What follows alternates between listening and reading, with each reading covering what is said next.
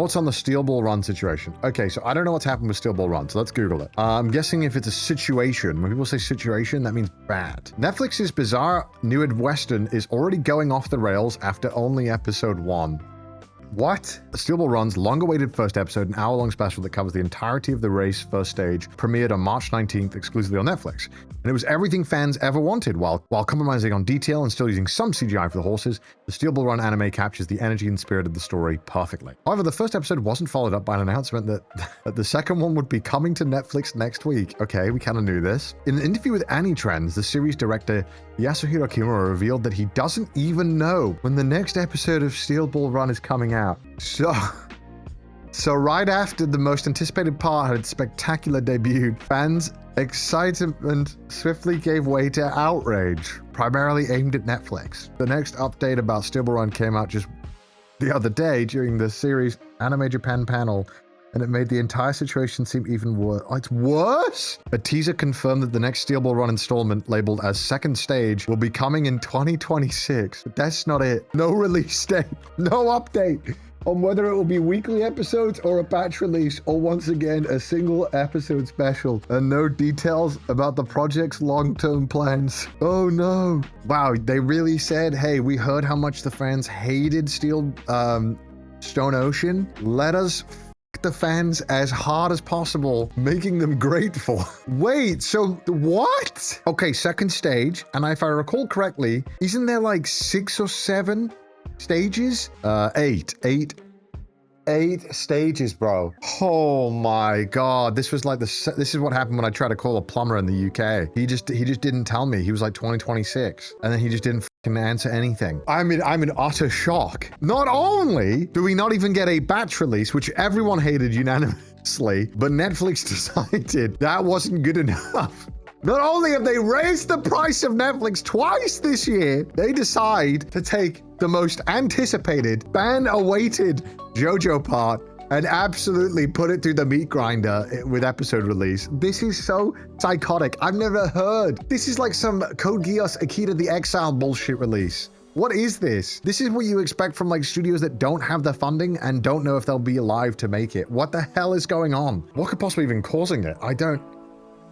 It can't be licensing, because they must have already had the license. Netflix called them out on Twitter for how they are dealing with Jojo. Dude, that's crazy. I mean, I'm not surprised, because that's actually crazy. Jojo has been such a weird release, because I don't know if you guys know this, but the Steel Ball Run manga, I don't even think is legally out yet in English. I don't know how that's possible. Like, I don't understand the mechanics of how that can be done. Only 2 volumes translated. Okay, the 2 volumes have been translated. 5 volumes. Okay, I don't understand how we are not like on a like catch-up basis with Jojo. It's up to volume 6 exactly. Okay, but it's not finished, right? Which is crazy. Misinformation spread. Okay, I was a little wrong, but still kind of right. Isn't that insane? Jojo, which has been having anime adaptations for, I think, over 10 years now, I think. Like, when did, 2012. So 14 years ago, and it had an English dub. Still, though, I don't know why it takes so long for the manga to get translated into English. I don't know what kind of stuff is going on, like behind the scenes or whatever, but it's kind of crazy that it takes that long, because I don't know any other manga that has such a big following where the release schedule of the translation is so slow. Overseas dogs mean nothing to them. They can wait. Okay, this is like crazy.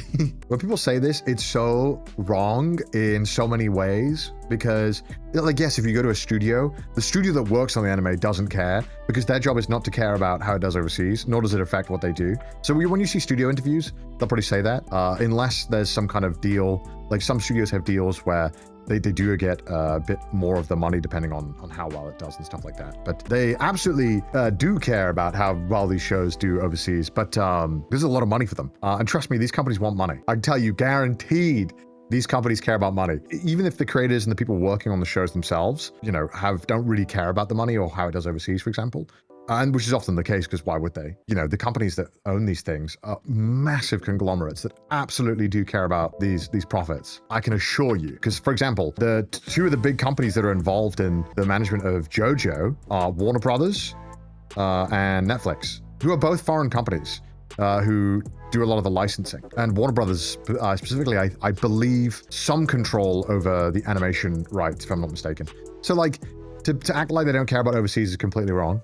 This is just like a common, I see people say this all the time, and it's just so wrong. I mean, whenever you read about Warner Brothers as a company as well, it sounds like horrifically mismanaged and that it's struggling, hence why they're like trying to get bought out. But anyway, TLDR, they do care about overseas. This is just like some code people do, because I think there's people on Twitter that like will try and make you believe that like anime is somehow pure and untainted by capitalist greed. Yo, and it's just like, bro, everyone's trying to make money. I don't know what you're talking about. But that's where I feel like a lot of this narrative comes from. Going back to the whole Jojo point is like, it's crazy how long this takes to get translated given the demand for it. Because like a company like Viz, who I believe does the translations, would probably, I imagine, be pushing to want to translate this as fast as possible so they can capitalize on, you know, all the hype around the show, as you know, JoJo's is in a really big popularity and will be probably until it ends, right? So this is like the peak money-making era. So I imagine they want to get this manga out in English legally so they can get those copies in Barnes & Noble and get more sales. Because you can make a lot more money selling this stuff in America because you can just charge more. Anime cares about money. Explain Barn then. All right, you got me. You got me.